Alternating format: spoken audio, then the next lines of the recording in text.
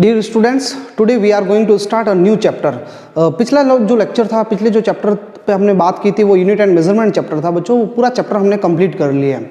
आज अपन एकदम new chapter start कर रहे हैं, न्यू टॉपिक स्टार्ट कर रहे हैं। इसको एक न्यू चैप्टर तो अपन नहीं कहेंगे, एक्चुअली ये कोई चैप्टर है नहीं हमारे सिलेबस के अंदर। So we are calling this as a zero chapter. हम इसको एक जीरो चैप्टर की तरह ट्रीट करते हुए इस टॉपिक को पढ़ेंगे। ये जो चैप्टर अभी मैं डिस्कस कर रहा हूँ बच्चों, ये चैप्टर एक्चुअली आपके पूरी फिजिक्स जो होगी 11th की, इवन 12th की भी जो फिजिक्स होगी उसके अंदर कंटिन्यूसली हमारे ये यूज़ आएगा। ये चैप्टर कंटिन्यूसली हमारे टॉपिक्स मिक्सड होकर के आएंगे, तो एक्चुअली हमें ये बहुत समझना जरूरी है। देखो, मैं आप लोगों को ये बता चुका हूँ कि जो फिजिक्स है वो एक्चुअली मैथ्स के बिना अधूरी है, इनकम्प्लीट है। यूँ भी कहते हैं इसको कि maths is the queen of physics, यानी कुल मिलाकर के मैथ्स की बहुत ज़्यादा रिक्वायरमेंट है। अगर किसी स्टूडेंट को मैथ्स, मैं ऐसे नहीं कह रहा हूँ आपको बहुत हाई लेवल की मैथ्स आनी चाहिए, लेकिन आपको बेसिक मैथ्स आनी चाहिए, एलिमेंट्री मैथ्स आनी चाहिए। 10th तक की जो छोटे मोटे फॉर्मूले हैं वो हमें आने चाहिए। तो एक्चुअली उन्हीं सारी चीज़ों को हम रिकॉल करेंगे इस चैप्टर के अंदर। तो एक बार मैं वापस बता देता हूँ, ये कोई अलग से आपके बुक के अंदर, सिलेबस के अंदर कोई चैप्टर नहीं है। इसीलिए हमने इस चैप्टर को एक नाम दे दिया है जीरो चैप्टर, और ये मैथमेटिकल टूल्स करके हेडिंग से रहेगा, ठीक है। तो इस पिछले चैप्टर के अंदर हमने यूनिट एंड मेजरमेंट पूरा अच्छे तरीके से पढ़ लिया था, वहाँ इसकी इतनी जरूरत नहीं पड़ेगी, लेकिन अब आगे के चैप्टर्स में इसकी रिक्वायरमेंट रहेगी। तो आप एक हेडिंग डाल दें मैथमेटिकल टूल्स करके, ठीक है ना।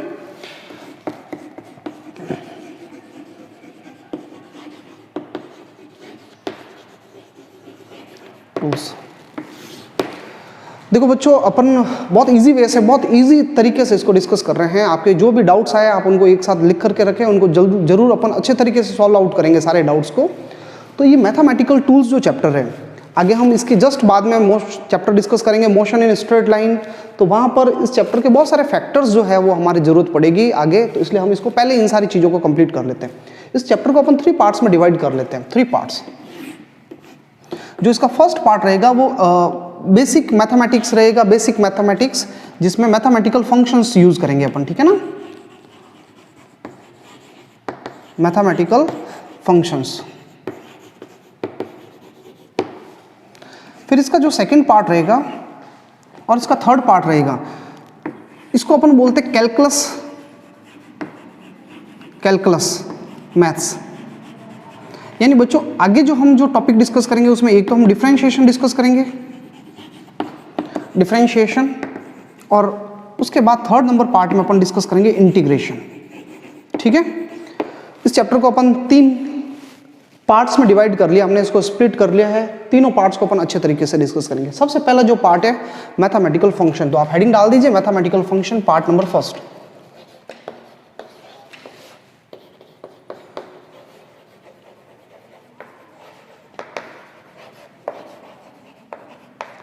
फंक्शंस। अब बच्चों जो फंक्शन क्या होता है इसको आपको ज़्यादा ध्यान में नहीं देना है, बस हमें ये बात ध्यान रखनी, फंक्शन का मतलब होता है जो चीज़ वेरी करती है, किसी एक पैरामीटर पे डिपेंड होकर के वो वेरी करती है। जैसे फॉर एग्जांपल मैंने ये लिख लिया कि y equal to X square, ये मैंने आपके सामने एक वर्ड लिख लिया ऐसे। तो अब x तो रैंडम है, आर्बिट्री, मन में आए जो ले सकता हूँ मैं x की वैल्यू को। तो x की जगह अगर जैसे मैं 1 रख लूँगा तो 1 का स्क्वायर जो होकर के y की वैल्यू कितनी आ जाएगी, 1 आ जाएगी। मैं x की जगह 2 रख देता हूँ तो 2 का स्क्वायर होगा तो y की वैल्यू कितनी आ जाएगी बच्चों, 4 हो जाएगी। यानी y की वैल्यू कंटिन्यूसली x के हिसाब से चेंज हो रही है। तो कुल मिलाकर कोई एक जो पैरामीटर होता है, जैसे यहाँ पे x है, वेरिएबल बोलते हैं जिसको, ये लगातार चेंज होता है, बदलता है। तो इसके बदलने से इस पूरी जो टर्म की जो वैल्यू है वो कंटिन्यूसली चेंज होती है, तो उनको अपन बोलते हैं फंक्शन है ये, ठीक है ना। बाकी स्टैंडर्ड डेफिनेशन एज मैथ्स में आती है तो वो हमारे कोई काम के है नहीं, तो उसको अपन ले भी नहीं रहे हैं। तो फंक्शंस जो है मैथमेटिकल फंक्शंस, इनकी कुछ कैटेगरी डिस्कस की गई है। देखो बच्चों एक बात मैं बता देता हूँ, ये 2 वर्ड आप सुन सकते हो, वेरिएबल और एक होते हैं कॉन्स्टेंट्स। वेरिएबल्स जो जिनकी वैल्यू जो है वेरी करती है, बदलती है, चेंज हो सकती है। जैसे वेरिएबल्स को अपन डिनोट करते हैं x से, t से, y से, ये वेरिएबल्स है, इनकी वैल्यू कुछ भी हो सकती है, u, v, w, x, y, z, ऐसे इनसे डिनोट करते हैं अपन, ठीक है। कॉन्स्टेंट्स जो होते हैं इनकी वैल्यू कभी चेंज नहीं होती, फिक्स होती। जैसे 2 है, नंबर है 2 नंबर, तो 2 की वैल्यू तो हमेशा 2 रहेगी, चेंज नहीं हो सकती। जैसे मैंने 1 2 3 4 कोई भी काउंटिंग लिख ली, पाई की वैल्यू लिख ली मैंने, या ई एक्सपोनेंट है, आगे हम डिस्कस करेंगे, ये सारे कॉन्स्टेंट्स हैं। जनरली हम कॉन्स्टेंट्स को a b c ऐसे डिनोट करते हैं कॉन्स्टेंट्स को, ठीक है ना। तो वेरिएबल कॉन्स्टेंट्स में आपको थोड़ा डिफरेंस पता होना चाहिए, और जितने भी फंक्शंस होते हैं उनमें ऑलमोस्ट वेरिएबल तो होंगे ही होंगे, एक वेरिएबल तो कम से कम होगा ही उस फंक्शन के अंदर, ठीक है ना।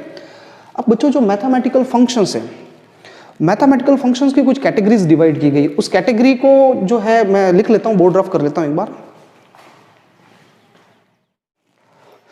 बच्चों अपन फंक्शंस के बारे में बात कर रहे थे, तो फंक्शंस की कुछ कैटेगरी डिवाइड की गई। बहुत इजी चीज़ है, आप इसको बहुत हल्के में ले, मतलब ज़्यादा यूँ सीरियस होने की जरूरत नहीं है इन चीज़ों में, बहुत इजी है। मैं तो इवन यूँ भी कह रहा हूँ आपको कि हम यहाँ पे बहुत सारे फॉर्मूले पढ़ेंगे, उनको एक साथ लर्न नहीं करें आप, धीरे धीरे जैसे आपको टाइम मिले या उस फॉर्मूले की जरूरत आए तब उसको आप इस चैप्टर को आकर के पीछे से इसको वापस खोल के देखें और उस फॉर्मूले ऑटोमेटिकली आपको लर्न होंगे। तो फंक्शंस की हमने कुछ कैटेगरी डिवाइड की गई है। जैसे मैं एक वर्ड लिख रहा हूँ आई लेट, इसमें ये जो आई जो है ये आई इनवर्स फंक्शन को शो करता है। सब चीज़ों के बारे में हम डिटेल से बात करने वाले। इनवर्स फंक्शन, फंक्शन को शॉर्ट में फन लिख रहा हूँ, फन लेते हुए हमको इसको समझना है। इनवर्स फंक्शन, इनवर्स फंक्शन में क्या होता है, ऊपर ये -1 पावर लगी हुई होती है, जैसे साइन इनवर्स एक्स है, कॉस इनवर्स एक्स है, ये ऐसे है ना। ऐसे मत कह देना एक्स की पावर -1 है तो ये इनवर्स फंक्शन नहीं है भाई। साइन कॉस टेन इनके ऊपर इनवर्स लगा हुआ होगा तो वो इनवर्स फंक्शन होंगे। क्लियर, इनकी हमारे कोई जरूरत नहीं है, इसलिए इसके बारे में अपन बात करने वाले भी नहीं हैं। सेकंड, एल का मतलब होता है लॉगरिथमिक फंक्शन।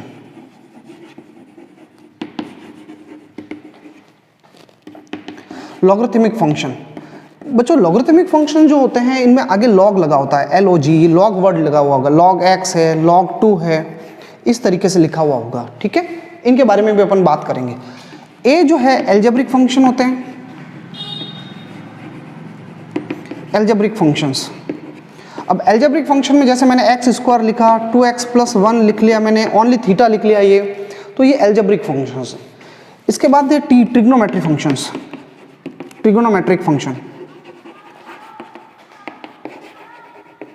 साथ साथ आपको इसको नोट डाउन भी करते रहना है, ये बहुत हेल्पफुल है। हमारे पूरी फिजिक्स जो है वो इसके बिना अधूरी, इस चैप्टर के बिना। ये है तो जीरो चैप्टर है, इसको जीरो चैप्टर नाम दिया अपन ने, पर एक्चुअली ये जीरो ही अपने आप में सबको कंप्लीट करेगा। ट्रिग्नोमेट्रिक फंक्शन, जैसे आपको पता ही है साइन एक्स है, साइन थीटा है, कॉस एक्स है, ये ट्रिग्नोमेट्रिक। कॉस लॉग एक्स है, ऐसे लॉग भले ही लगा हुआ है, लॉग वैसे लॉगरिथमिक फंक्शन है, लेकिन लॉग के आगे क्या लगा हुआ है, कॉस। तो साइन कॉस टेन, ये आप सब इनके बारे में 10th में पढ़ चुके हो, ये ट्रिग्नोमेट्रिक फंक्शंस है। फिर ई जो होते हैं एक्सपोनेंट फंक्शन होते हैं, एक्सपोनेंशियल होते हैं, एक्सपोनेंट फंक्शन या एक्सपोनेंशियल फंक्शन। एक्सपोनेंशियल फंक्शन में बच्चों क्या होता है, जैसे ये e की पावर x ऊपर x पावर में बैठा होगा, जैसे मैं कह देता हूँ a की पावर x है, ये एक्सपोनेंट फंक्शन है, 5 की पावर x है, ये सारे एक्सपोनेंट फंक्शन है। जैसे e की पावर में 10x लिखा हुआ है, तो 10x ट्रिग्नोमेट्री है, नो डाउट 10x ट्रिग्नोमेट्री, लेकिन ये ट्रिग्नोमेट्री नीचे नहीं आकर के ऊपर पावर में बैठा है, तो x ऊपर पावर में, हमें x को हाईलाइट करना है, x को देखना है। जब भी आपको x ऊपर पावर में दिखता है तो आप कहोगे ये एक्सपोनेंट फंक्शन है। इन फंक्शन की खासियत ये है कि जैसे जैसे x की वैल्यू इंक्रीज होगी तो ये फंक्शन या तो रैपिडली इंक्रीज होंगे या रैपिडली फॉल होंगे। इन सब के बारे में देखने वाले, जैसे 2 की पावर -x है तो ये एक्सपोनेंट फंक्शन है, ठीक है। अब बच्चों देखो, इनवर्स फंक्शन को छोड़ के इन सारे फंक्शंस के बारे में हम डिटेल से बात करने वाले हैं। तो इस ऑर्डर में मैं सबसे पहले जो है एल्जेब्रिक फंक्शंस को लेने वाला हूँ, ठीक है। तो इसको हटा देते हैं एक बार।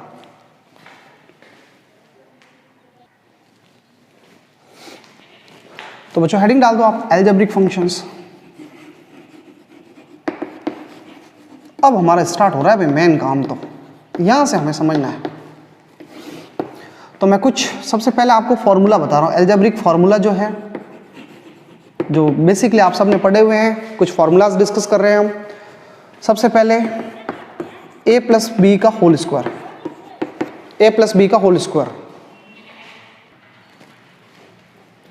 क्या होता है बच्चों, a + b का whole square, a² + 2ab + b²। Simple सा फॉर्मूला है, पढ़ चुके आप, है ना, कोई टेंशन की बात ही नहीं है, एक्चुअली पढ़ा हुआ है हमारे ये सारी चीज़ें। a - b का होल स्क्वायर, और नहीं पढ़ा हुआ तो भी कोई फर्क नहीं पड़ता है, यहाँ हम सीख लेंगे, ये सीखने के लिए तो बैठे अपन यहाँ पे। a², बस कॉन्फिडेंस होना चाहिए, -2ab + b²। जो स्क्वायर है वो ऑलवेज पॉजिटिव होंगे, a² के आगे भी प्लस है और b² के आगे भी प्लस है। यहाँ पे प्लस होगा तो इधर प्लस आएगा, माइनस है तो माइनस आएगा, ठीक है। थर्ड, a + b और a - b अगर दोनों साथ में आते हैं तो क्या करना है, तो इसका फॉर्मूला हो जाएगा a² - b²। a का स्क्वायर हो जाएगा फर्स्ट टर्म का स्क्वायर, बीच में माइनस लग जाएगा और b का स्क्वायर हो जाएगा। फोर्थ नंबर, अगर ऐसे लिखा हुआ a प्लस बी का होल क्यूब, बच्चों a प्लस बी का होल क्यूब है, तब क्या करोगे आप?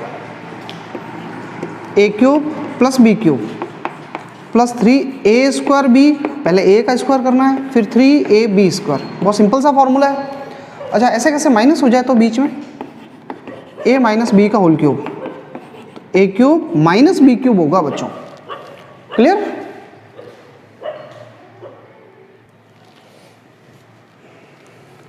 फिर बच्चों देखो -3a स्क्वायर बी आएगा, फिर प्लस 3ab स्क्वायर। ये फॉर्मूला, ये याद रखना आपको।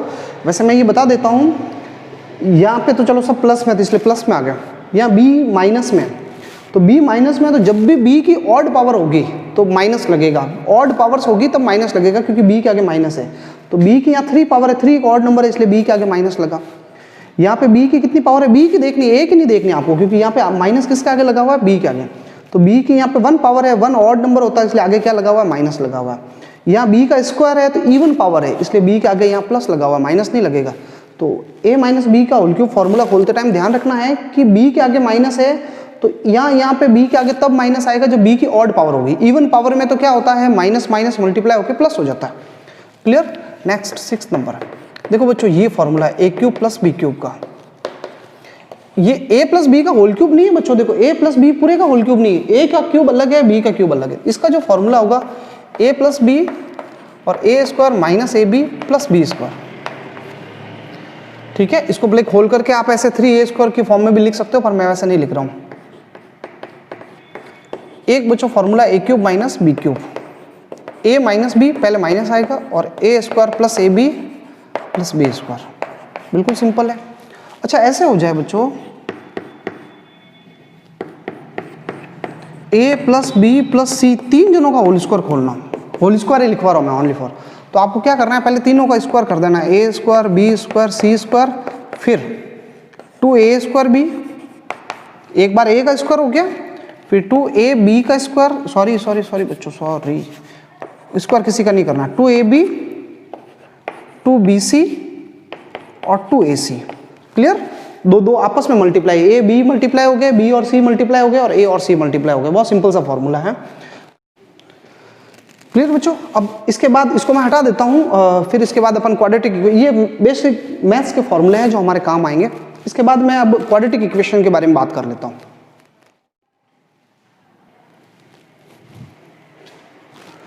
अब बच्चों सेकंड जो बात करेंगे अपन, क्वाड्रेटिक इक्वेशन के बारे में बात करेंगे। ये क्या होता है? क्वाड्रेटिक इक्वेशन क्या होता है? तो बच्चों देखो, अगर जैसे कोई इक्वेशन लिखा हुआ, इक्वेशन में क्या होगा? इक्वल में 0 होगा, ध्यान रखना। और कोई एक्सप्रेशन होता है तो उसमें क्या होता है? खाली एक LHS ही होती है, RHS नहीं होती, एक्सप्रेशन। लेकिन जब इक्वेशन वर्ड आता है तो समझ लो एक तरफ LHS होगी, एक तरफ RHS होगी, और या फिर यूं समझ लो इक्वल में 0 होगा। और इक्वल में 0 नहीं होता है तो इक्वल का साइन जरूर लगा होगा, एक तरफ LHS होगी, एक तरफ RHS। जैसे मैंने ऐसे लिख लिया x square plus 4x plus या इक्वल टू 4, ये लिख लिया मैंने। ये एक इक्वेशन है क्योंकि इक्वल का साइन आया है। इक्वेशन, इक्वल, देखो इक्वल वर्ड आ रहा है, इक्वल का वर्ड आ रहा है, इक्वेशन।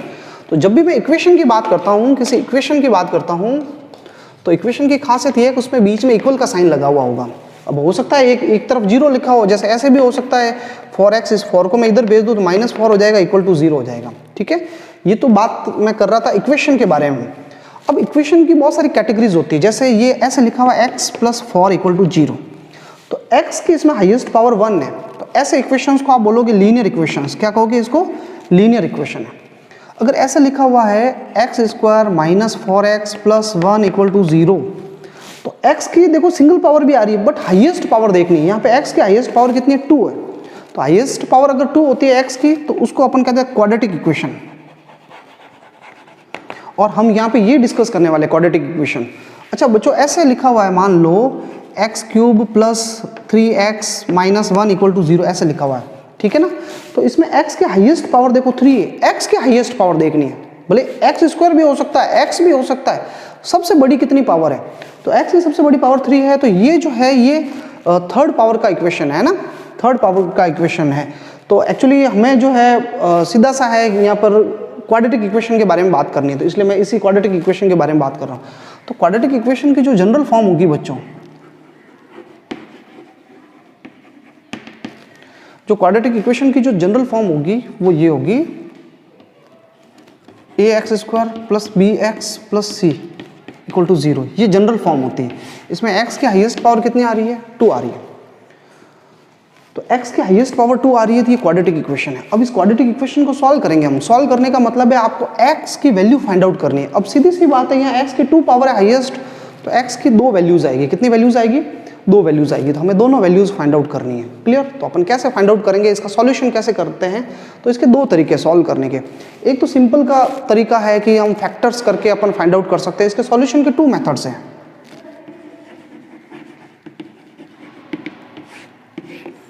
एक जो मेथड है आपके पास बाय फैक्टर्स। फैक्टर से कैसे सॉल्व करोगे आप? तो मैं ये दिखा देता हूं आपको। बहुत इजी चीज है बच्चों, ये अब सब 10th क्लास में आपने पढ़ा है, मैं तो आप लोगों को रिकॉल करवा रहा हूं।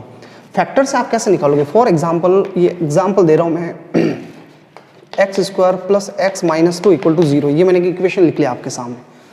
अब मुझे इसको सॉल्व करना है। सॉल्व करने का मतलब x की वैल्यूज फाइंड आउट करनी है। x की 2 पावर है, इसका मतलब x की 2 वैल्यूज आएगी। तो अपन इसको क्या करने वाले हैं, आप क्या करो, इसका कोफिशिएंट कितना है, इसके मल्टीप्लाई में कितना आ रहा है, x² के मल्टीप्लाई में 1 आ रहा है, और ये कांस्टेंट कितना लिखा हुआ है, ये चलो माइनस साइन को छोड़ दो, आप 2 लिखा हुआ है। तो इन दोनों का मल्टीप्लाई करोगे तो 2 हो जाएगा। कितना हो जाएगा? 2 हो जाएगा। क्लियर? 2 हो रहा है। वैसे तो इस माइनस को भी इंक्लूड करना चाहिए, माइनस का 2 हो रहा है। तो चलो मैं माइनस को भी ले लेता हूँ। ये माइनस का 2 है ना, ये माइनस लगा देता हूँ यहाँ पे। तो मल्टीप्लाई करेंगे तो कितना आ रहा है? -2। तो अब बच्चों देखो, ये क्या करना है, इन दोनों का मल्टीप्लाई किया, इसका कोफिशिएंट और इस कांस्टेंट को मैंने मल्टीप्लाई कर दिया तो -2 आ रहा है। तो आपको क्या करना है, इसके 2 टुकड़े करने हैं। इसके ऐसे 2 टुकड़े करने हैं कि उन दोनों टुकड़ों को मल्टीप्लाई करने पे ये आना चाहिए। तो मैं इसके 2 टुकड़े कर रहा हूँ, होना यही चाहिए, x ही रहना चाहिए। तो इसके 2 टुकड़े कर रहा हूँ, देखना कैसे। मैं इसको लिख रहा हूँ, इसको मैं ऐसे लिख लेता हूँ, प्लस 2x और माइनस का x, और ये -2 पीछे पड़ा हुआ है। मैंने इसके 2 टुकड़े कर दिए। देखो बच्चों समझो, 2x में -x ऐड करोगे, 2x में से एक x जाएगा तो वापस क्या आ जाएगा? +x आ जाएगा। अच्छा, इन दोनों के कोफिशिएंट को मल्टीप्लाई करो। इसका कोफिशिएंट है 2 और इसका कोफिशिएंट है -1। 2 और -1 को मल्टीप्लाई करोगे आप, 2 और -1 को मल्टीप्लाई करोगे तो कितना आएगा? -2 आएगा। देखो वही -2 आ रहा है। तो अब बस सिंपल सी बात है कि x² लिखा हुआ है, इस x के मैंने 2 टुकड़े कर दिए। ये 10th क्लास में पढ़े थे आपने। 10th क्लास में मेरे ख्याल से आपने इससे भी और हाई लेवल के क्वेश्चंस किए होंगे। मैं तो आपको एक बार रिमाइंड करवा रहा हूँ। इस x के मैंने 2 फैक्टर्स कर दिए, 2 टुकड़े कर दिए x के। ऐसे टुकड़े करने हैं कि इन दोनों को वापस ऐड करने पे या सब्ट्रैक्ट करने पे वापस वही आना चाहिए। तो इसके मैंने 2 टुकड़े, और इन दोनों के कोफिशिएंट को, कोफिशिएंट का मतलब होता है x को इंक्लूड नहीं करना है, कोफिशिएंट्स को मल्टीप्लाई करने पे वही आना चाहिए जो इन दोनों के कोफिशिएंट को मल्टीप्लाई किया था। ठीक है? तो मैंने इसके टुकड़े कर दिए। एक क्वेश्चन और कर लूंगा मैं इस पे। अब क्या करना है बच्चों, ये काम करने के बाद यहाँ पे दोनों में से क्या कॉमन आ रहा है? x कॉमन आ रहा है। तो x कॉमन लेते ही यहाँ तो रह गया x और यहाँ प्लस रह गया 2। अच्छा, यहाँ पे क्या रह गया? इन दोनों में से क्या कॉमन आ रहा है? देखो दोनों माइनस आ रहे हैं, तो मैं माइनस का 1 कॉमन ले लेता हूँ। तो पीछे क्या बच गया? इधर तो x और प्लस इधर रह गया 2 इक्वल टू 0। अब ये फैक्टर x + 2 इसमें भी आ रहा है, इसमें भी आ रहा है, तो x + 2 को आप कॉमन ले लो।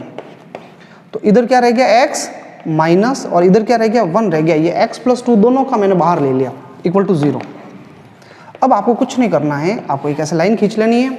एक बार इस फैक्टर को 0 के इक्वल करना है, x + 2 को, और एक बार इस फैक्टर को 0 के इक्वल करना है, x - 1 को। और x इक्वल टू इसको उधर भेजते -2 हो जाएगा, इसको इधर भेजते ही, इसको इधर भेजते ही 1 हो जाएगा। तो x की 2 वैल्यूज आ गई, -2 और 1। एक मैं दूसरा आपको एक एग्जाम्पल और करवा देता हूँ इसके ऊपर, ताकि आप इसको समझ लो, इस मेथड को। और फिर अगर इससे नहीं निकल रहा आपसे आंसर, तो फिर मैं आपको दूसरा मेथड नंबर 2 बताने वाला हूँ। तो एक बार इसको हटा देते हैं, एक बार और क्वाड्रेटिक इक्वेशन का फैक्टर्स फाइंड आउट करने वाला क्वेश्चन कर लेते हैं अपन। देखो बच्चों, एक और एग्जाम्पल ले लेता हूँ, है ना। मैं आप ये लिखना जरूरी भाई, इसके नीचे मेथड फर्स्ट लिखा मैंने, आप नीचे मेथड फर्स्ट के एग्जाम्पल्स लिखते रहना कंटिन्यूसली, देखना नहीं है, लिखना भी आपको, नोटबुक बहुत अच्छे से प्रिपेयर करनी है। एक मैंने ये लिख लिया x² + 9x + 20 इक्वल टू 0। अब मुझे बीच वाले के, ये x की जो सिंगल पावर है, इसके फैक्टर्स करने, इसको तोड़ने। तो इसका कोफिशिएंट कितना है? 1, और ये कांस्टेंट कितना है भाई? 20। 1 और 20 को मल्टीप्लाई कर दो तो कितना आ गया? 20। अब 20 के ऐसे फैक्टर्स करो कि 9 आ जाए। तो 20 के फैक्टर्स मुझे पता है, 20 के 2 टुकड़े हो सकते हैं, 4 और 5, क्योंकि 4 और 5 को मैं मल्टीप्लाई करूंगा तो वापस 20, और ऐड करेंगे इनको तो क्या आ जाएगा? 9। तो बस पता चल गया अब मुझे, x² के 2 फैक्टर हो गए, एक तो 5 और एक 9। चलो पहले 5x लिख लेता हूँ, फिर 4x + 20। तो मैंने 9x के 2 टुकड़े कर दिए, 5x और 4x। क्लियर? भाई इन दोनों को मल्टीप्लाई किया, इसका कोफिशिएंट और इसका कोफिशिएंट, इस कांस्टेंट को, तो 20 आया, तो 20 का फैक्टर्स निकाल दो। ऐसे फैक्टर्स निकालने हैं जिसको ऐड या सब्ट्रैक्ट करने पे 9 आ जाए। तो मुझे पता है 4 और 5 को ऐड करने पे 9 आएगा, तो इसके दो फैक्टर्स हो गए 9x के, 5x और 4x। इन दोनों को ऐड करेंगे तो वापस 9x हो जाएगा। अब दोनों में से क्या कॉमन आ रहा है, x, तो इधर तो रह गया x + 5 प्लस इन दोनों में से क्या कॉमन आ रहा है 4, तो इधर तो रह गया x और 20 में से 4 कॉमन चले गए तो 5 रह गए भाई, यानी 20 में 4 का डिवाइड कर दो आप, तो पीछे रह गया 5। अब इन दोनों में से क्या कौन सा फैक्टर कॉमन आ रहा है, x + 5 कॉमन आ रहा है, तो पीछे क्या रह गया, इधर x रह गया और इधर रह गया 4 = 0। अब बस दो फैक्टर्स हो गए। अब इस फैक्टर को 0 के इक्वल कर दो और इस फैक्टर को 0 के इक्वल कर दो। इसको 0 के इक्वल करोगे तो -5, इसको 0 के इक्वल करोगे उधर भेजोगे तो -4, दो आंसर आ गए। ठीक है, तो ये नेक्स्ट, ये जो मेथड था फैक्टर्स से अपन ने फाइंड आउट किए थे, x के सॉल्यूशंस फाइंड आउट किए थे इक्वेशन के। अगर हमारे ऐसे फैक्टर्स नहीं हो रहे हैं, मान लो इनको मल्टीप्लाई करने पे ऐसे दो फैक्टर बन ही नहीं पा रहे हैं, तो फिर उस केस में अपन एक दूसरा मेथड है अपने पास, अपन उस मेथड को फॉलो करेंगे और वो धराचारी मेथड है, श्री धराचार्य।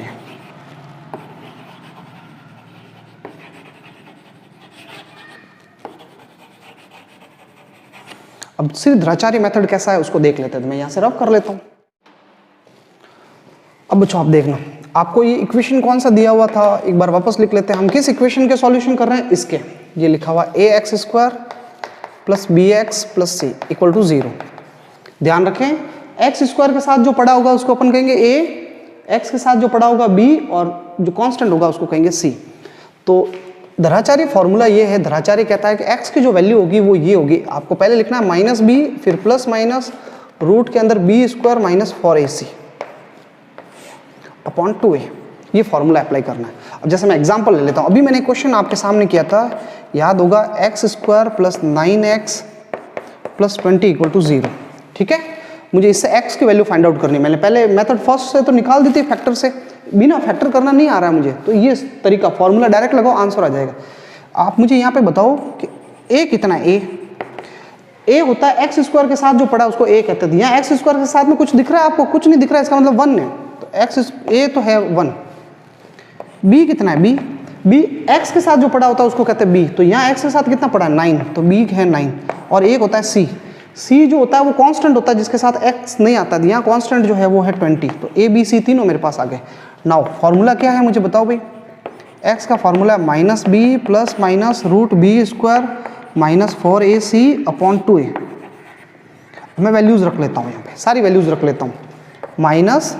b कितना है, देखो यहाँ ऊपर से खाली वैल्यू रखनी, कुछ नहीं करना, -9 प्लस माइनस रूट b का स्क्वायर करना भाई। 9 का स्क्वायर कितना होता है बच्चों, 81 -4। a की वैल्यू कितनी, a की वैल्यू 1 और c की वैल्यू कितनी है बच्चों, 20 और अपॉन 2, और a की वैल्यू कितनी है बच्चों, वापस रखनी है 1। मैंने सारी वैल्यूज इस फॉर्मूले में पुटअप कर ली। अब इसको सॉल्व करते हैं, ये यहाँ कर लेता हूँ मैं सॉल्व, जगह नहीं है इसलिए यहाँ कर लेता हूँ बच्चों। x की वैल्यू कितनी आ रही है, देखो -9 तो पड़ा है, +9 प्लस माइनस, देखो 81 रूट के अंदर कितना पड़ा है बच्चों, ये 81 में से इसको माइनस करना है, ये कितना है, ये 20 × 1 × 4। तो बच्चों 20 × 1 × 4 करोगे तो 80 आ जाएगा। 81 में से 80 माइनस करो तो कितना रह गया, 81 में से 80 माइनस किया तो पीछे तो भाई 1 रह गया, ये तो 1 आ गया, और अपॉन में डिवाइड बाय 2 है, तो x की कितनी वैल्यूज आएगी, तो -9। अब ये तो रूट के अंदर 1 है, इसका मतलब तो 1 है, अपॉन 2। तो अब क्या आ रहा है बच्चों, देखो अब यहाँ पे दो साइन है, प्लस और माइनस, तो दोनों साइन बारी बारी लेने, एक बार प्लस ले लो, एक बार प्लस ले लो भाई, टेकिंग प्लस, ये मैं यहाँ हटा देता हूँ, टेकिंग प्लस, तो x की कितनी वैल्यू आएगी, प्लस लो भाई, देखो -9 + 1/2। तो बच्चों -9 में 1 ऐड करो तो माइनस का 8 हो जाएगा, -8 में 2 का डिवाइड करोगे तो कितना आ जाएगा, -4। ये तो आना चाहिए, और एक बार माइनस ले लो, टेकिंग माइनस, तो मैं माइनस लूंगा तब x की क्या वैल्यू आएगी, तो -9 - 1/2, -9 और -1 माइनस का 10 होता है, -10 में 2 का डिवाइड करोगे तो माइनस का 5। ये देख लो, ये दोनों वही वैल्यू है जो मैंने अभी आपके सामने क्वेश्चन करके निकाला था। x की दो वैल्यूज निकाली थी मैंने, एक तो -4 निकाली थी और एक -5, ये दोनों वैल्यूज आ गई। तो सेकेंड जो मेथड है बच्चों, ये जो सेकेंड मेथड है धराचारी वाला मेथड, ये डायरेक्ट फॉर्मूला है, इसको अप्लाई करके भी आप आंसर फाइंड आउट कर सकते हो। तो मेरे हिसाब से आपको क्वाड्रेटिक इक्वेशन समझ में आ गए होंगे कैसे सॉल्व करना है। और ये सारी कोई नई चीज़ें नहीं है, ये वही चीज़ें हैं जो आप 10th क्लास में पहले पढ़ चुके हो, ठीक है। अब मैं आपको ये अलजेब्रिक फंक्शंस के बारे में बता दिया। अब मैं कुछ मेंसुरेशन के फॉर्मूले लिख रहा हूँ जो हमारे काम आएंगे आगे। बच्चों अभी भी अलजेब्रा ही चल रहा है, हमारा अलजेब्रिक फंक्शन चल रहा है। अब मैं आपको कुछ मेंसुरेशन के फॉर्मूले लिखवा देता हूँ। मेंसुरेशन का मतलब मेजरमेंट वाले फॉर्मूले, जो आप ये भी 9th और 10th क्लास के अंदर पढ़ चुके हो अपन, ठीक है। तो सबसे पहले छोटे छोटे फॉर्मूले अपन डिस्कस कर लेते हैं। पहले मैं बात कर लेता हूँ, चलो ट्रायंगल के बारे में बात कर लेते हैं। तो बच्चों देखो ये सारी चीज़ें अब काम आएगी। अब मुझे नहीं पता आपको पहले से पता है या नहीं है, लेकिन अपन न्यूमेरिकल्स और बहुत सारी चीज़ें करेंगे तो वहाँ ये आनी चाहिए, बेसिक मैथ्स हैं। तो ट्रायंगल का जब एरिया आपको कहा जाए, एरिया कोई भी ट्रायंगल है, ठीक है, ये ट्रायंगल है ABC, अगर आपको ट्रायंगल का एरिया कह दिया जाए तो फॉर्मूला ये लगाना half base into height, base into height.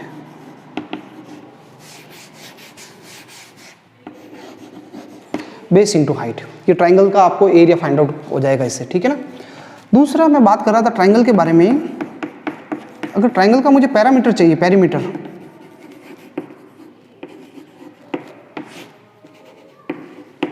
ठीक है। ये ट्रायंगल था जैसे ABC,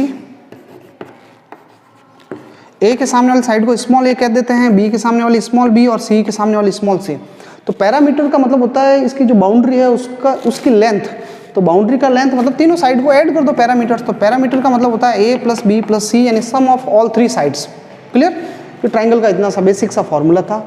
फिर इक्विलैटरल ट्रायंगल और वो सारे जब न्यूमेरिकल्स करेंगे तब मैं आपको बता दूंगा स्पेसिफिक इक्विलैटरल ट्रायंगल के लिए क्या फॉर्मूला लगाना है, वो आगे डिस्कस कर लेंगे। बच्चों इसके बाद जो थर्ड नंबर है, स्क्वायर को ले लेते हैं अपन। स्क्वायर का मतलब होता है उसकी ऑल 4 साइड्स जो है equal length, A B C D, ये चारों लेंथ जो है इक्वल होती है। जैसे ये भी A है तो ये भी A होगी, ये भी A होगी, ये भी हो। तो स्क्वायर का जो एरिया होगा वो होता है साइड स्क्वायर। साइड का स्क्वायर करना है, साइड जैसे इसकी A ले ली तो A का स्क्वायर जो है वो स्क्वायर का एरिया होगा। पैरामीटर चाहिए तो इसका पैरीमीटर जो होगा वो सम ऑफ ऑल 4 साइड्स। इसमें 3 साइड्स का सम था, इसमें 4 साइड का सम। तो ये भी साइड A है, ये भी A है, ये भी A है, ये भी A, ऐड करोगे तो 4A हो जाएगा। तो इसका पैरामीटर जो है पेरीमीटर वो 4A है। कितना है? 4A। मैं नहीं लिख रहा हूँ। इसके बाद रेक्टेंगल की बात करें हम। रेक्टेंगल में बच्चों क्या होता है, अपोजिट साइड्स इक्वल होती है। जैसे ये दोनों साइड्स की लेंथ A है और ये दोनों साइड्स की लेंथ B है और एंगल 90 डिग्री होता है। चारों के चारों एंगल कितने होते हैं बच्चों? 90 डिग्री होते हैं। तो रेक्टेंगल का एरिया अगर आपको कह दिया जाता है तो 2 इंटू A प्लस B, ठीक है। सॉरी, रेक्टेंगल का एरिया होता है लेंथ इंटू ब्रेथ। सॉरी बच्चों, सॉरी, मैंने पैरामीटर्स लिख लिया था, लेंथ इंटू ब्रेथ, ठीक है, यानी A इंटू बी। A और B को मल्टीप्लाई कर दो, इसका एरिया आ जाएगा। इसका पैरामीटर चाहिए तो पैरामीटर मैं लिख लेता हूँ। पैरामीटर होगा 2A प्लस बी। ये अपने पास हो गया रेक्टेंगल। क्लियर। एक होता है बच्चों ट्रेपेजियम। ट्रेपेजियम की क्या खासियत होती है बच्चों? ट्रेपेजियम में क्या होता है, होता तो टेढ़ा मेढ़ा है पर कोई 2 साइड्स पैरेलल होती है, एक ये साइड और एक ये साइड पैरेलल है। तो इसमें आपको क्या करना है,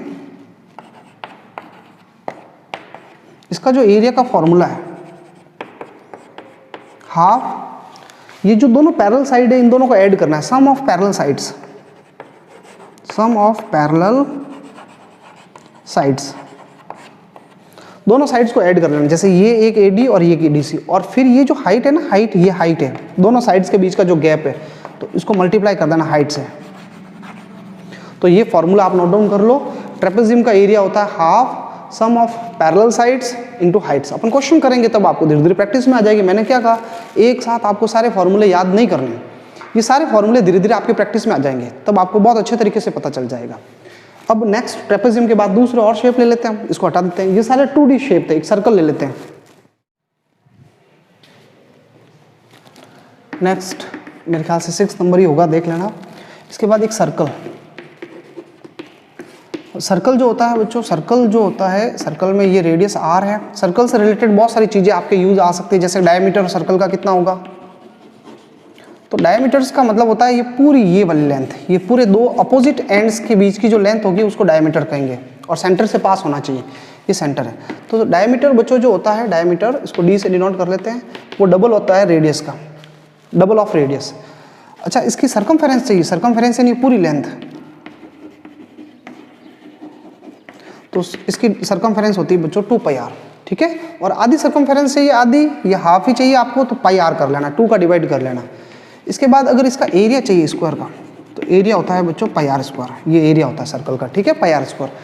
अब देखो ये और सर्कल पूरा कंप्लीट जो एंगल बनाता है वो 2π एंगल बनाता है, उसके बारे में तो हम आगे बात करने वाले। वैसे ये जो बच्चों सारे मैंने शेप जो बताए वो 2D शेप थे, वो एक पेपर पे ही बन सकते हैं, इनका कोई वॉल्यूम नहीं होता है। 2D शेप के बारे में आप कभी ये नहीं सुनोगे कि जैसे सर्कल का वॉल्यूम कितना होगा, रेक्टेंगल का वॉल्यूम कितना होगा, स्क्वायर का वॉल्यूम कितना होगा, इनके वॉल्यूम्स नहीं होते हैं, वो 2D शेप है। वॉल्यूम हमेशा 3D शेप का होता है। 3D शेप का मतलब जिसके अंदर स्पेस होता है, हम कुछ रख सकते हैं। तो अब हम 3D शेप के बारे में बात कर रहे हैं। तो इन 3D शेप्स में जो सबसे पहले हैं, मैं ले लेता हूँ स्फीयर। अब स्फीयर दिखता तो सर्कल की तरह गोल है, पूरा गोल दिखता है, पर अंदर उसके स्पेस होता है, पूरा भरा हुआ होता है, फुटबॉल जैसे है, बॉल जो है ये स्फीयर्स है। अर्थ खुद एक स्फीयर है।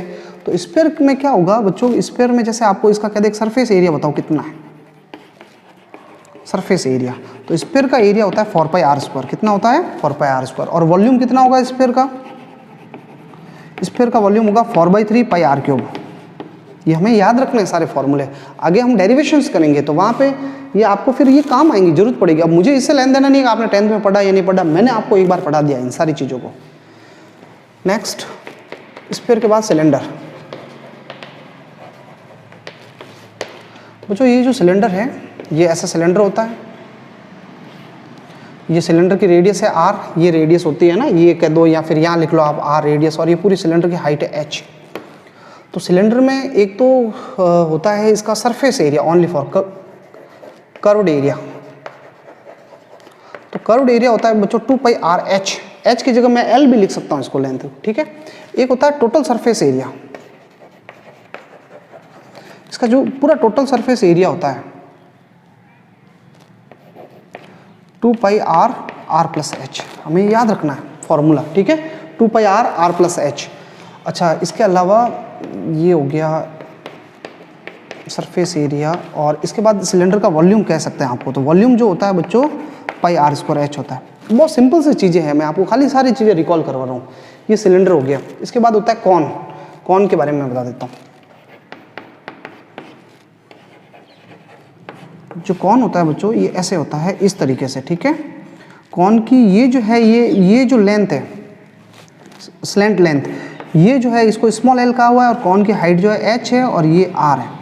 तो कॉन में हमें इसका पूरा जो सरफेस एरिया है, भले सरफेस एरिया कह दूं मैं, ये कर्व्ड एरिया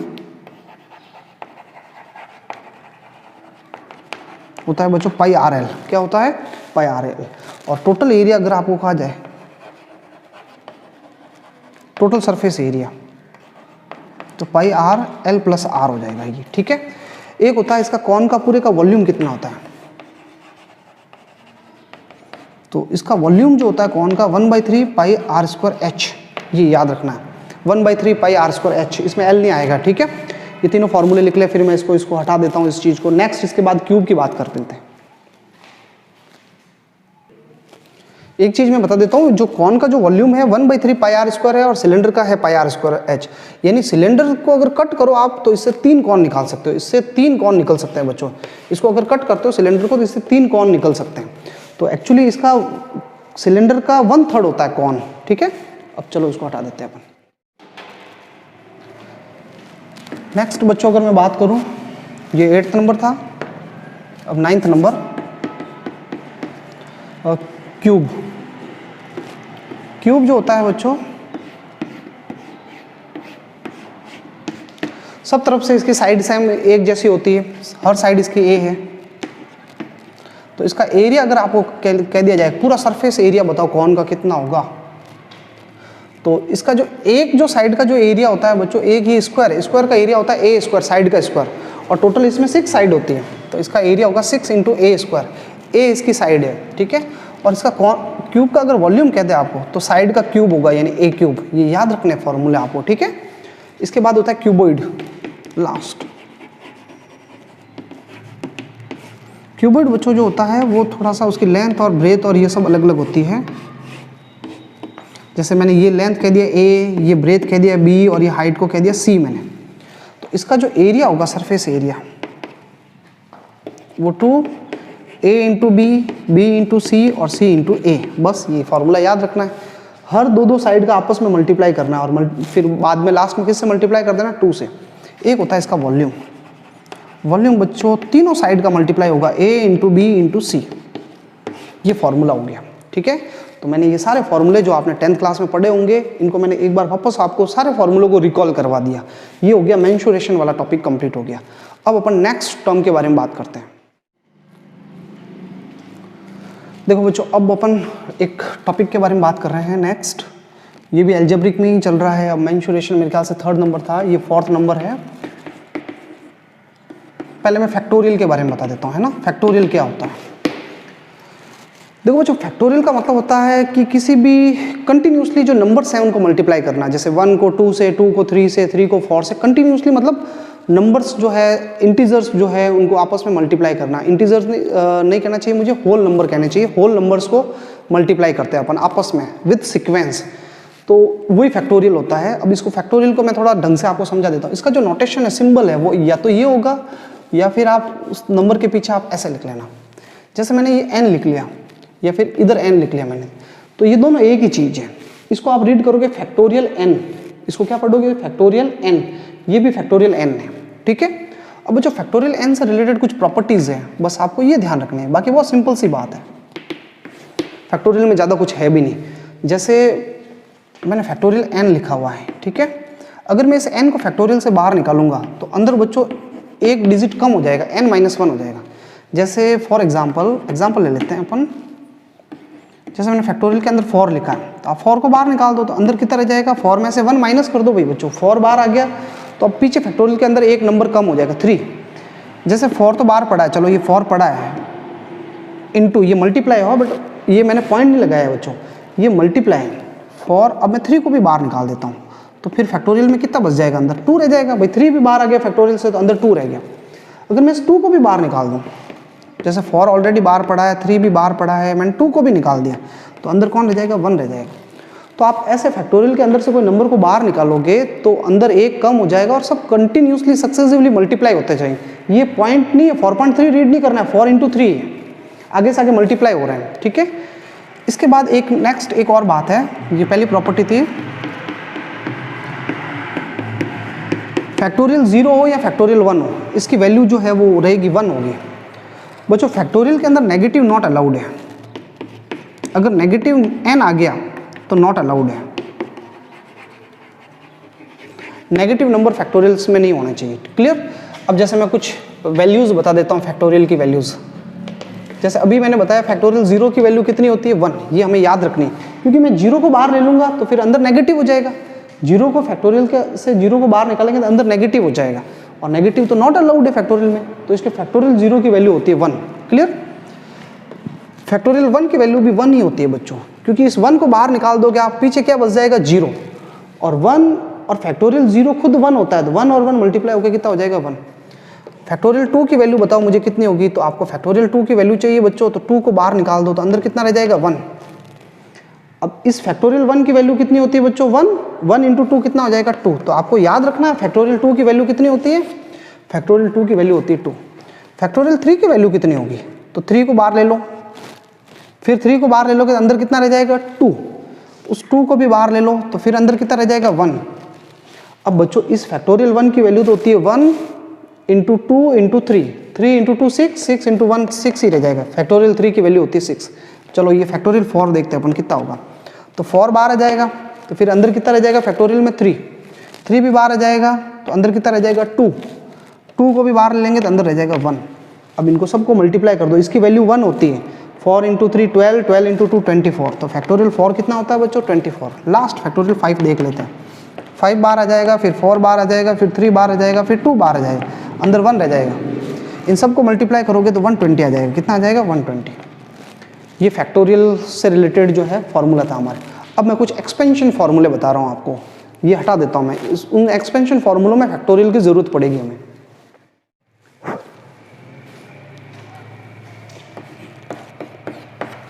अब बच्चों फिफ्थ नंबर है एक्सपेंशन फॉर्मूला।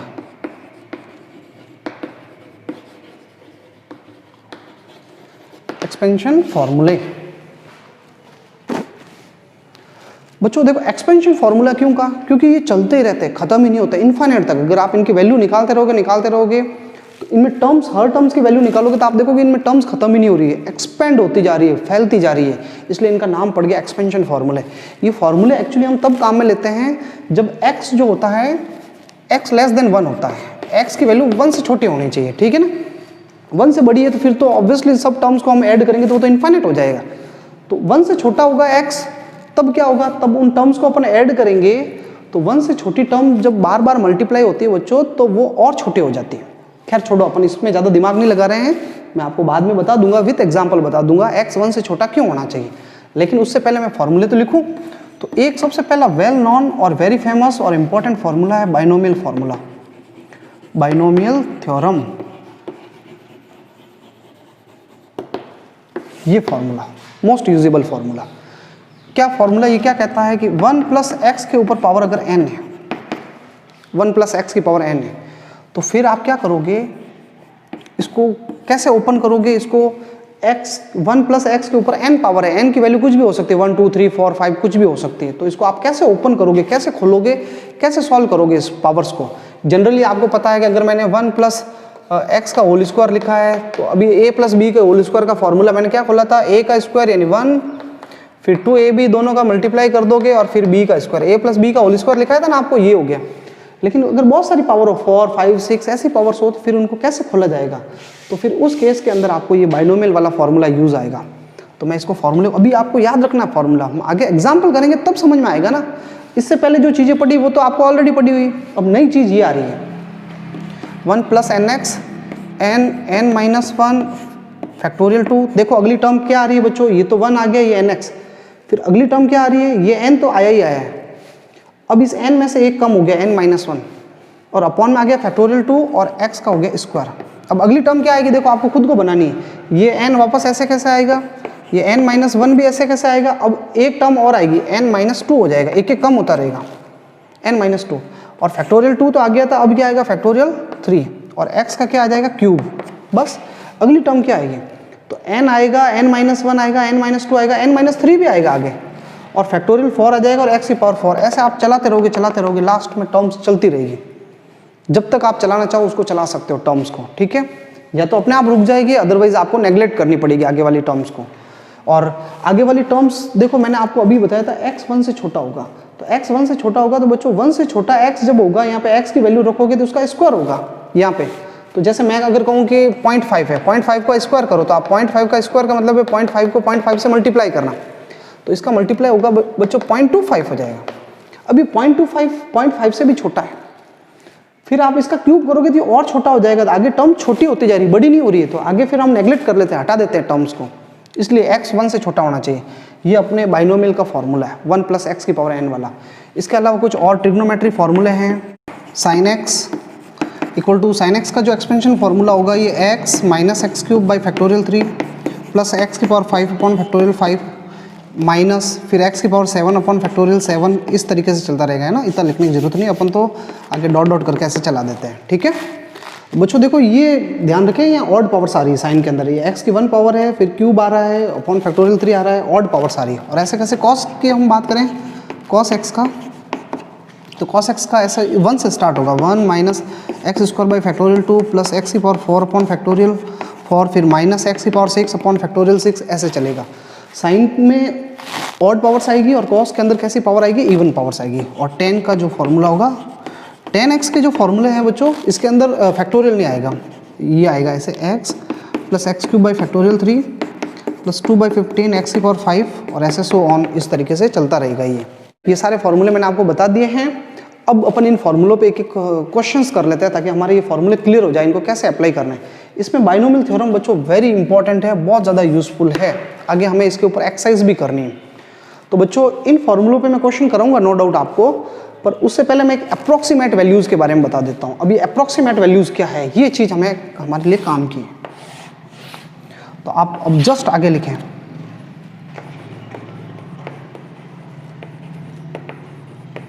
अप्रॉक्सीमेशन। अब जो अप्रोक्सीमेशन का मतलब है अप्रोक्सीमेट, लमसम आंसर निकाल रहे हैं अपन।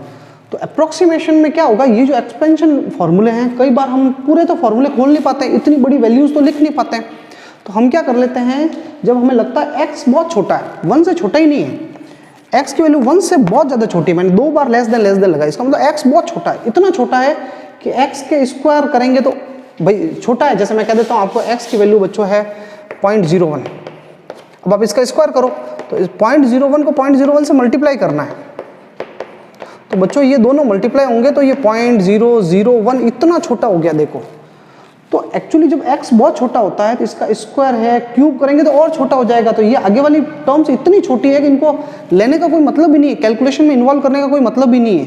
तो ऐसे केस में हम क्या करने वाले हैं कि जो एक्स स्क्वायर और क्यूब वाली पावर्स है, X square and higher powers, उनको नेगलेक्ट कर दो। आप क्या कर लो, नेगलेक्ट कर दो। तो फिर नेगलेक्ट करते ही मुझे सबसे पहला बाइनोमियल का फॉर्मूला बताओ क्या बनेगा। ये भाई बहुत इंपॉर्टेंट है, बाइनोमियल फॉर्मूला बताओ क्या बनेगा।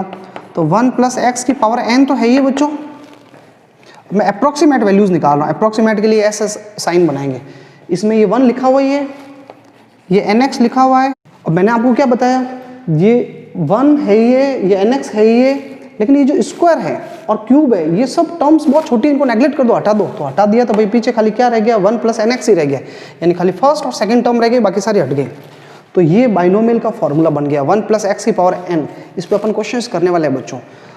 अच्छा मुझे इनकी अप्रोक्सीमेट वैल्यू बताओ भाई, sin x की अप्रोक्सीमेट वैल्यू क्या होगी मुझे बताओ, जब x बहुत ज़्यादा छोटा हो। तो मैंने आपको अभी क्या बताया, ये क्यूब 5 पावर इसको सबको हटा दो, नेगलेक्ट कर दो, खाली एक सिंगल पावर रखनी है, x की 1 पावर। तो यहाँ पे ये sin x खाली इक्वल रह जाएगा x के। थर्ड नंबर cos x क्या होगा बच्चों, cos x हो जाएगा 1 के इक्वल। देखो 1 ही रह गया इसमें, बाकी स्क्वायर को मैंने कहा नेगलेक्ट कर दो, ये ऊपर लिखा दिया मैंने, स्क्वायर को नेगलेक्ट कर दो और 4, 5, 6 सारी पावर्स को नेगलेक्ट करो, स्क्वायर और स्क्वायर से बड़ी सारी पावर्स को हटा दो। 10x की अप्रोक्सीमेट वैल्यू बताओ। तो 10x की अप्रोक्सीमेट वैल्यू जो होगी वो x होगी, और बाकी क्यूब 4 पावर 5 पावर ये सब नेगलेक्ट हो जाएगी, हट जाएगी। बच्चों ये बहुत इंपॉर्टेंट चीज़ थी जो मैंने आपको ब्रैकेट में पैक करके लिखवाई है, ये आपको याद रखनी पड़ेगी, आगे हम बहुत ज़्यादा यूज़ करेंगे इसको। इवन 12th के अंदर तो ये sin x cos x इनकी वैल्यूज़ को बहुत ज़्यादा यूज़ करेंगे। अब इसको कैसे अप्लाई करना है मैं उसके बारे में ये बता देता हूँ, लेकिन अगले लेक्चर के अंदर मैं आपको इन फॉर्मूलों के ऊपर क्वेश्चंस कराऊंगा, तो इनके ऊपर नो डाउट आपको अभी कन्फ्यूजन रहेगा इसको कैसे अप्लाई करना है। पर अभी के लिए जो मैं है ये अप्रोक्सीमेट वैल्यूज़ पे आपको थोड़ी प्रॉब्लम्स करवा देता हूँ, और ये जो अपन थोड़ा पेंडिंग रखते हैं अगले लेक्चर में इस पर डिटेल से बात करेंगे, ठीक है। अभी आपको इस पर फोकस करना है, इसको कैसे अप्लाई करना है। अब बच्चों ये जो फर्स्ट जो फॉर्मूला था बाइनोमियल का, इसको आप कैसे लर्न करोगे, कैसे याद रखोगे। जब भी मैं बाइनोमियल थ्योरम काम में लूँगा, कि मैं बाइनोमियल का फॉर्मूला काम में ले रहा हूँ, तो मुझे उस पूरे बड़े फॉर्मूले की जरूरत ही नहीं पड़ेगी, मुझे तो मेरी फिजिक्स के अंदर मुझे इसी फॉर्मूले की जरूरत पड़ेगी। तो मैं इसको कैसे अप्लाई करूँगा, 1 को ऐसे कैसे लिखना है, देखो इसको समझो 1 + x के ऊपर पावर n थी, तो 1 को ऐसे कैसे लिखा हमने, x ये जो ऊपर पावर है ये सीधे x के पास उतर जाएगी, यानी 1 + nx हो गया। इसको याद रखने का तरीका बता रहा हूँ मैं, इसको हमें याद ऐसे रखना है। आया कैसे है वो आपको मैंने पहले ही बता दिया था कि हायर पावर्स को मैंने नेगलेक्ट कर लिया था, लेकिन मैं इसको याद कैसे रखूंगा, अप्लाई कैसे करूंगा। तो मुझे कुछ नहीं करना है, 1 को ऐसे कैसे लिखना है, ये पावर जो है मुझे इसको नीचे उतार देना है। जैसे बच्चों ऐसे लिखा हुआ है 1 + x के ऊपर 4 पावर है, तो आपको क्या करना है, इस 4 पावर को सीधा x के पास उतार देना, कि भाई मैं बाइनोमियल थ्योरम यूज कर रहा हूँ, तो 1 + 4x हो जाएगा ये, क्लियर। लेकिन ये तब अप्लाई करना है जब आपको क्वेश्चन कहेगा x की वैल्यू 1 से बहुत छोटी है, ये वर्ड लिखा हुआ है तब आपको अप्लाई करना है। जैसे ऐसे लिखा हुआ है 1 + x की पावर -5 और बाइनोमियल थ्योरम यूज करो, तो 1 को तो ऐसे कैसे लिखना है बच्चों, और ये -5 हमें किसके पास उतार देना है, x के पास उतार देना है, तो ये -5 x के पास आएगा, तो ये माइनस का 5x हो गया। पर अप्लाई कब करना है, जब x < 1 हो। तो इसी के ऊपर मैं आपको एक एक्सरसाइज दे देता हूँ।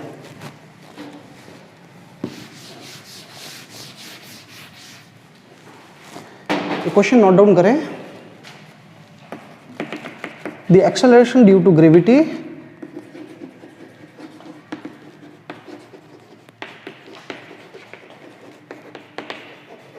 at height is given by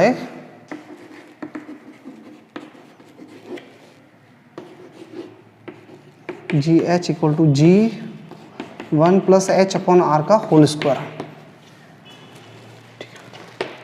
if h is very very less than r, then using binomial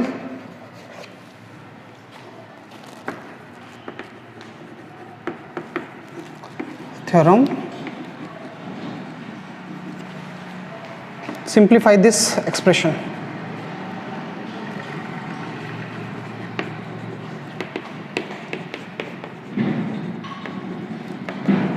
हमें इसको थोड़ा छोटा करना है बाइनोमियल थ्योरम को यूज करके। देखना बच्चों, पहले आप समझे इसको, आराम से इसको देखें, बिल्कुल रिलैक्स्ड होकर समझे। नहीं समझ में आता कोई इशू नहीं है, मैं बहुत सारे एक्सरसाइज दे दूंगा आपको इस टॉपिक पे।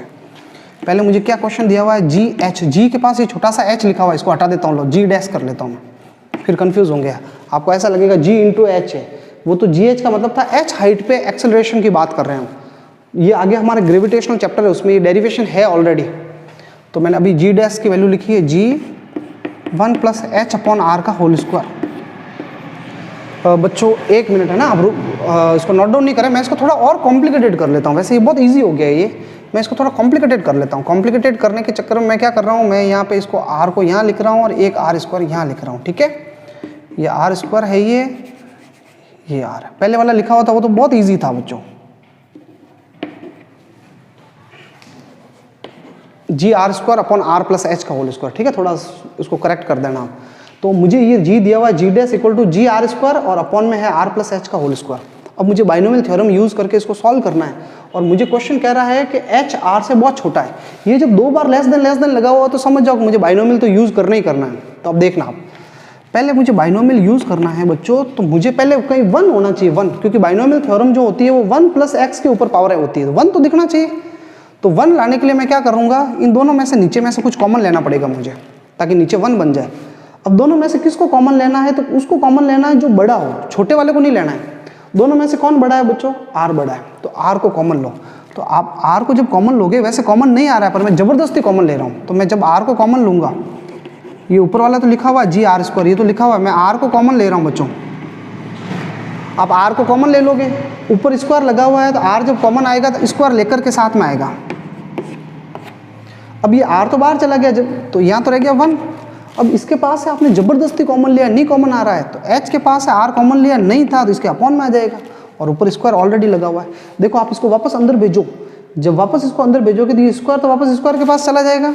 ये जब आर इधर आएगा तो ये 1 से जब आर मल्टीप्लाई होगा तो वापस आर आ जाएगा, और जब ये आर इधर आएगा तो आर से आर कट जाएगा, वापस क्या बच जाएगा, एच बच जाएगा। यानी मैंने अब ये आर स्क्वायर कॉमन ले लिया, और ये आर स्क्वायर से आर स्क्वायर कट गया। अब मुझे बाइनोमियल थ्योरम लगानी, तो इसको पहले ऊपर तो भेजना पड़ेगा, नीचे थोड़ी रखना पड़ेगा। तो जी तो लिखा हुआ है बच्चों, देखो ये जी लिखा हुआ है, मैं इसको ऊपर भेजूंगा तो ऊपर जो पावर है वो नेगेटिव हो जाती है, ये 1 प्लस एच अपॉन आर, और इसके ऊपर जो पावर लिखी हुई बच्चों -2, ये -2 हो जाएगी। नीचे पावर 2 थी, ऊपर जाते पावर क्या हो गई, -2 हो गई। अब मैं बाइनोमियल यूज करूंगा, तो कैसे यूज करेंगे, मुझे क्वेश्चन कह रहा है कि एच आर से बहुत छोटा है, सो जी डैश की वैल्यू क्या आएगी। देखना मैं बाइनोमियल यूज कर रहा हूं यहां पर, कैसे अप्लाई करेंगे देखना इसको।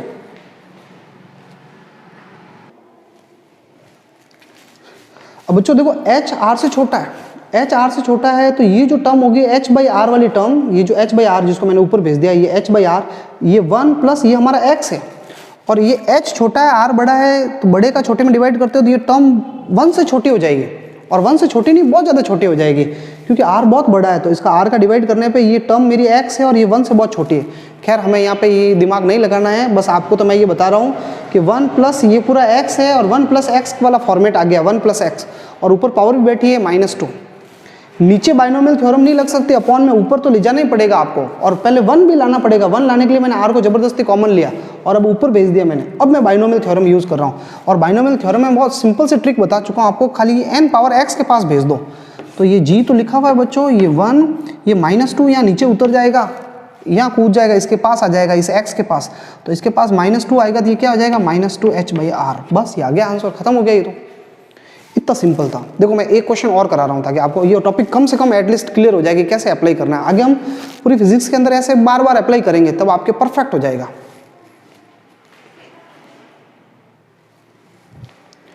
जैसे बच्चों एक क्वेश्चन और करवा देता हूँ मैं, एक एग्जांपल और है।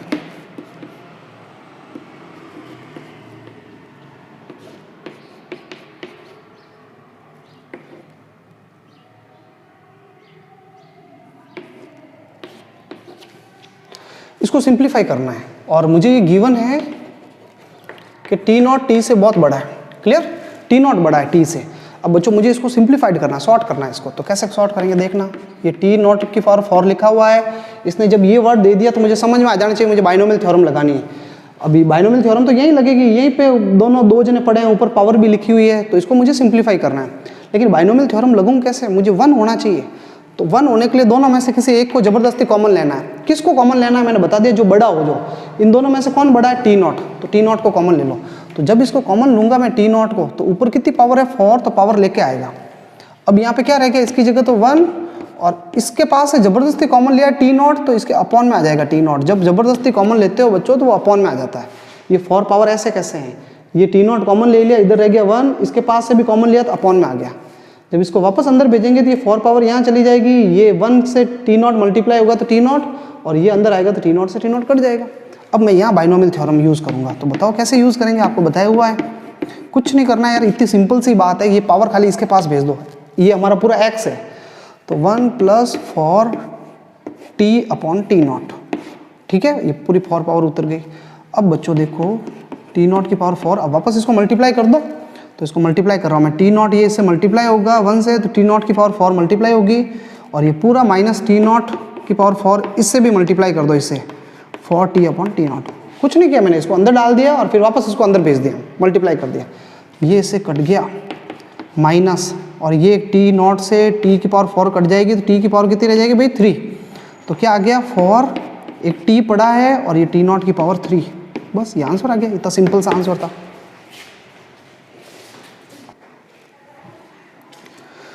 क्लियर बच्चों, तो अब हो सकता है आपको इन टॉपिक्स में डाउट रह रहे हैं, पर फिर भी धीरे धीरे टाइम टू टाइम ये सारे डाउट्स क्लियर होंगे, क्योंकि ये आपके लिए नई चीज़ थी। तो धीरे धीरे इनमें टाइम लगेगा, बट हो जाएंगे परफेक्ट ये। अब मैं इन 3 के बारे में बात कर लेता हूँ। इनके बारे में बहुत शॉर्ट में एक बात कहना चाह रहा हूँ कि जैसे हम आगे डेरिवेशंस करेंगे तो हमें इनकी ज़रूरत पड़ेगी। अब जब आपको कहा जाएगा कि थीटा इज़ वेरी स्मॉल,